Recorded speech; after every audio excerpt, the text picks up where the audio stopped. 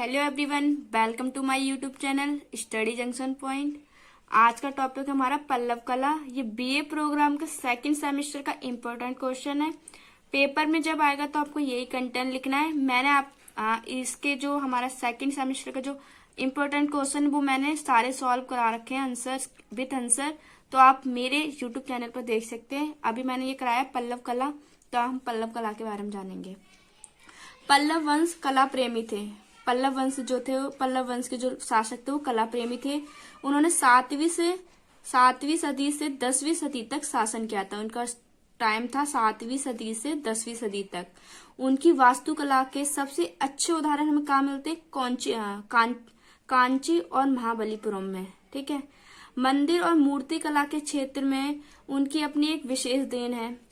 उन्होंने चट्टानों को काटकर और पत्थर और ईंट के भी बड़े विशाल तथा सुंदर मंदिर बनवाए, जो आज तक विद्वान है और अपनी श्रेष्ठ शैली एवं शिल्प कला के लिए विश्व विख्यात है, मतलब वर्ल्ड फेमस है। ठीक है। अब देखो आगे।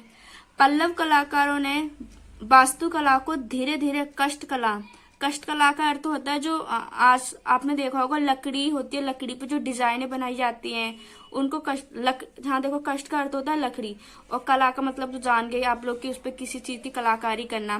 तो लकड़ी के ऊपर जो डिजाइनें बनाई जाती हैं, जो आज भी बनती है और पहले भी बनाई जाती थी, उन्हें बोलते हैं कष्ट कला। और कांदरा कला के प्रभाव से मुक्त कराना प्रारंभ किया था। पल्लव वंश के शासकों ने जिस स्थापित शैली का विकास किया था वो द्रविड़ शैली थी। आपको याद रखना है कि पल्लव शासकों ने जिस पल्लवकालीन वास्तुकला को निम्नलिखित 4 शैलियों में बांटा गया है, जिसमें से पहली है महेंद्र वर्मन शैली, जिसका टाइम है 610 ईस्वी से 640 ईस्वी। उसके बाद है ममल्ल शैली, जिसका टाइम है 640 ईस्वी से 674 ईस्वी। तीसरी है राज सिंह शैली, जिसका टाइम पीरियड है 674 से 800 ईस्वी। और फिर है नंदी वर्मन शैली, जिसका टाइम है 800 ईस्वी से 900 ईस्वी। पहले हम पढ़ेंगे महेंद्र वर्मन शैली, जिसका टाइम पीरियड ये रखा है। देखो, इस शैली का विकास 600 ईस्वी से 640 ईस्वी के मध्य हुआ है। इस शैली के मंदिरों को मंडप कहा जाता था। याद रखना, इस टाइप की शैली में जो मंदिर बनाए जाते थे मंडप कहा जाता था। ये मंडप साधारण स्तंभ बरामदे हैं, जिनकी पिछली दीवार में एक या अधिक कक्ष बनाए गए हैं। ये कक्ष कठोर चट्टानों को काटकर बनाए गए हैं। ये मंदिर अपनी सादगी से पहचाने जा सकते हैं। मंडप के बाहर बने मुख्य द्वार के दोनों ओर द्वारपालों की अति सुंदर मूर्तियां हैं। महेंद्र वर्मन शैली के मंडपों में महेंद्रबाड़ी का महेंद्र विष्णु गृह मंडप और मंडकप पट्टू का त्रिमूर्ति मंडप है। मतलब ये 2 मंडपों के उदाहरण हैं। तो आप ये देख सकते हैं, महेंद्रबाड़ी का महेंद्र विष्णु गृह मंडप और मंडकप पट्टू का त्रिमूर्ति मंडप। ये 2 नाम है। नाम थोड़ा हार्ड है, पर एक दो बार आप करेंगे तो आपको अच्छे से याद हो जाएगा। दूसरी शैली अपनी ममल्ल शैली, टाइम है 640 ईस्वी से 674 ईस्वी। इस शैली का विकास नरसिंह वर्मन प्रथम के शासन काल में हुआ। ममल्ल नरसिंह वर्मन प्रथम की उपाधि है। ये जो नरसिंह वर्मन प्रथम है उसकी उपाधि है ममल्ल, उसी के नाम पे इस शैली का नाम रखा गया है। इसके शासन काल की स्थापित्य को ममल्ल शैली कहा जाता है। इस शैली के अंतर्गत 2 प्रकार के मंदिर बनाए गए हैं, मंडप। इस शैली में 2 प्रकार के मंदिर पाए गए वो है पहला मंडप और रथ। मंडपों की संख्या है 10। इस शैली के मंडप महेंद्र वर्मन से अधिक विकसित और अलंकृत है। मतलब जो हमने महेंद्र वर्मन शैली के अंदर जो मंदिर पड़े हैं वो उससे भी ज्यादा सुंदर और विकसित हैं इस टाइप के मंदिर। इन मंडपों की विशेषता इनके स्तंभ हैं। जो मंडप हैं इनकी विशेषता है इनके स्तंभ। ये स्तंभ सिंहों के शीर्ष पे स्थित है, मतलब जो शेर के सिंह है उस पे स्थित है। और इसके उदाहरण देख लें, आदि विरहा मंडप और रामा अर्जुन मंडप। 2 मंडप के एग्जाम्पल मैंने इसमें दे रखे हैं, ममल्ल शैली के अंदर आते हैं। 2 प्रकार के जो मंदिर पाए गए उसका पहला मैंने बता दिया मंडप होते हैं, दूसरा पढ़ेंगे हम रथ। इस शैली में दूसरे प्रकार के मंदिर हैं रथ। इन्हें भी चट्टान काटकर बनाया गया है। इनकी वास्तुकला शैली मंडप शैली जैसी है। इन रथों का विकास बौद्ध विहार और तथा चैत्य गृहों से प्राप्त हुआ है। जो ये मंदिर बनाए गए, जो इनका विकास हुआ है, बौद्ध विहार और चैत्य गृह से प्राप्त किया गया है, उनके आधार पर बनाए गए हैं। प्रमुख रथ मंदिरों में हैं द्रौपदी रथ, अर्जुन रथ, नकुल सहदेव रथ, भीम रथ, धर्मराज रथ, गणेश रथ, पिडी रथ आदि। ये आपको रथ याद रखने, पेपर में आपको डालना है कौन कौन से रथ हैं, ठीक है। ये सभी रथ मंदिर शिव मंदिर हैं। द्रौपदी रथ सबसे छोटा है। धर्मराज रथ सबसे भव्य और सर्वाधिक प्रसिद्ध है। तो सबसे ज्यादा प्रसिद्ध जो मंदिर है, जो रथ है, वो है धर्मराज का, ठीक है। ये रथ मंदिर आयताकार हैं। इनका आकार क्या है? आयताकार। और तथा इनका शेखर क्या है?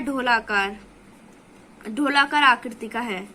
ममल्ल शैली के रथ मंदिर अपनी मूर्ति कला के लिए सर्वविख्यात है, मतलब बहुत ज्यादा वर्ल्ड फेमस है।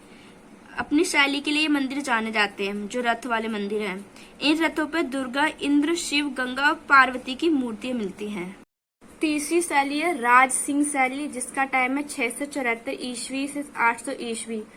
राज सिंह शैली का विकास पल्लव नरेश नरसिंह वर्मन द्वितीय के शासन काल में हुआ है। वहाँ हमने जो नरसिंह वर्मन पढ़ा था, जो ममल्ल शैली के जो अंदर हमने पढ़ा था, वो नरसिंह वर्मन प्रथम था या नरसिंह वर्मन द्वितीय, तो याद रखना, कंफ्यूज नहीं होना है आपको, के शासन काल में हुआ है। नरसिंह वर्मन द्वितीय ने राज सिंह की उपाधि धारण की थी। जो नरसिंह वर्मन था उसने राज सिंह की उपाधि धारण की, इसलिए राज सिंह शैली हुई थी, की धारण की थी। इस शैली के अंतर्गत गुहा मंदिरों के स्थान पर पाषाणों तथा ईंटों की सहायता से मंदिर बनाए गए। मतलब इस टाइम पे जो मंदिर गुफाओं वगैरह, जो गुफाओं वाले जो मंदिर होते थे, उनके स्थान पर क्या हुआ था? पत्थरों और ईंटों के मंदिर बनाए गए इस शैली के अंदर, बहुत ज्यादा ना। इस शैली के मंदिरों में सबसे प्रसिद्ध है कांची का कैलाश मंदिर तथा महाबलीपुरम का समुद्र तट शोर मंदिर।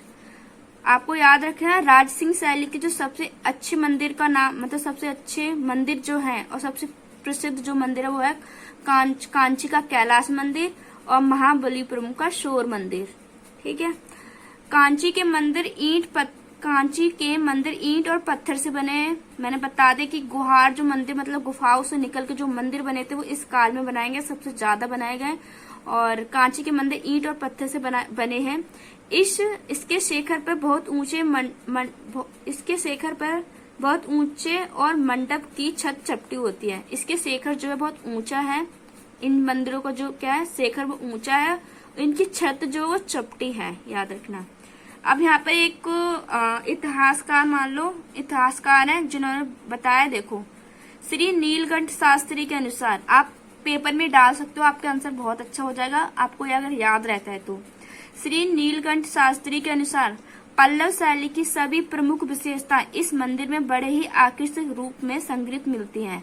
उन्होंने बताया है कि जो पल्लव कला की जो विशेषता है, वो इन मंदिरों में अच्छे से आपको देखने को मिल जाएंगी। उन्होंने इस मंदिर में अच्छे से इस चीज को दिखाया गया है, मतलब उनकी कला को अच्छे से दिखाया गया है। जैसे सिंह स्तंभ, चार दीवारी, मतलब जो चार दीवारी, उसको चार दीवारी है ना, चार दीवारी, शेखर मंदिर के सुदूर स्तंभ, भीतर बने छोटे छोटे कमरे, मूर्ति तथा अन्य उपकरणों की सजावट, मूर्ति और उनके जो और भी चीजें, उनकी जो सजावट है, वो इन मंदिरों के अंदर आपको अच्छे से देखने को मिल जाएगी। इस शैली का सबसे अच्छा उदाहरण हमें मिलता है बेकुंड पेरुमल का मंदिर। देखो, इस शैली का सबसे अच्छा उदाहरण, ये भी अच्छे उदाहरण है, मतलब अपनी चीज के लिए जाने जाते हैं, पर जिसका जो सबसे अच्छा उदाहरण बताया गया हमें मंदिर का इस शैली के अंदर, वो है बेकुंड पेरुमल का मंदिर। ये कांची के कैलाश मंदिर से बड़ा है, मतलब जो मंदिर है, जो मैंने बताया कैलाश और शोर मंदिर, उससे भी बड़ा ये मंदिर है अपना बेकुंड पेरुमल मंदिर। ये विष्णु का मंदिर है। मंदिर का विमान वर्गाकार तथा 4 मंजिला है। मंदिर का विमान क्या है? वर्गाकार है तथा 4 मंजिला है, जो लगभग 60 फीट ऊंचा है। ये मंदिर पल्लव वास्तुकला का पूर्ण विकसित रूप प्रस्तुत करता है। जो बैकुंठ पेरुमल मंदिर जो है वो पल्लव वास्तुकला का पूर्ण रूप जो है हमारे सामने प्रस्तुत करता है। उसकी जो सारी विशेषता वो इस मंदिर में आपको अच्छे से देखने को मिल जाएगी, ये बताया गया है। अगली शैली है नंदीवर्मन शैली अथवा अपरिजित शैली। ये दो नाम है, आप याद रखना। इस शैली इससे भी लिख सकते हो और आप इससे नंदीवर्मन भी लिख सकते हो और आप पराजित शैली भी लिख सकते हो। नंदीवर्मन अथवा अपराजित शैली के मंदिर छोटे हैं। इस शैली के मंदिरों में कोई वास्तु का नवीन तत्व तो नहीं दिखाई दिया। मतलब इस समय जो मंदिर बनवाए गए उनमें कुछ स्पेशल चीज नहीं बताई, मतलब स्पेशल कुछ अलग तरीके का नहीं बनाया गया। जो पहले से बने आ रहे उन्हीं में उन्होंने कुछ न कुछ करते रहे। लेकिन इनके इस समय में जो सबसे अलग चीज जो देखने को मिली थी वो था, हमें देखो स्तंभ। इनके स्तंभों का यहाँ पे जो स्तंभ शीर्षक थे ना, उनका विकास ज्यादा हुआ था। आकार देखो, लेकिन आकार प्रकार में निरंतर छोटे होते दिखाई देते। इस काल में स्तंभ शीर्षों का विकास देखा गया है। इस शैली के प्रमुख मंदिर हैं कांचीपुरम का मुक्तेश्वर मंदिर। इस काल के जो सबसे अच्छे उदाहरण हमें मंदिर के वो दिए गए वो है कांचीपुरम के मुक्तेश्वर तथा मंदकेश्वर और गुड़ीमल्लम का